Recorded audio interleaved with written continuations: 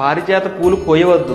దాని వెనుక ఉన్న పురాణ రహస్యం ఏంటో ఇప్పుడు చూద్దాం. పారిజాత పూలు దేవలోకం నుంచి శ్రీకృష్ణుడి ఇంట చేరిన దివ్య పుష్పం. ఈ పూలు తెల్లవారుజామున నేలపై రాలిపోతాయి కదా, మరి వీటిని నేరుగా చెట్టు నుంచి ఎందుకు కోయకూడదు? ఈ నియమం వెనుక దాగి ఉన్న పౌరాణిక రహస్యం ఏంటో ఇప్పుడు చూద్దాం. పూర్వం పారిజాతక అనే ఒక రాకుమారి ఉండేది. ఆమె సూర్య భగవానుడిని ప్రేమించింది, కానీ సూర్యుడు ఆమె ప్రేమను తిరస్కరించాడు.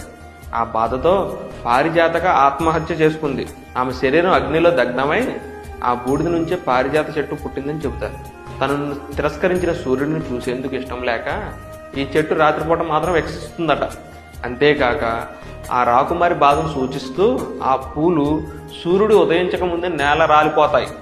ఆ పారిజాతక రాకుమారి త్యాగాన్ని గౌరవిస్తూ ఆ చెట్టు నుంచి పూలను బలవంతంగా కోయకుండా అవి రాలిన తర్వాతే తీసుకోవడం ఆచారంగా మారింది. నేల రాలిన పారిజాతమే అత్యంత పవిత్రమైనది. సో కోయకుండా రాలిన పూలను మాత్రమే సేకరించి పూజకు ఉపయోగించడం శుభప్రదం. ఇది కేవలం పురాణం కాదు, ప్రకృతిని గౌరవించాలనే మన సంస్కృతికి ప్రతీక. ఈ ముఖ్యమైన విషయాన్ని అందరికీ తప్పకుండా షేర్ చేయండి. అలానే వీడియోని లైక్ కొట్టి ఛానల్ సబ్స్క్రైబ్ చేసుకోవడం మర్చిపోవద్దు.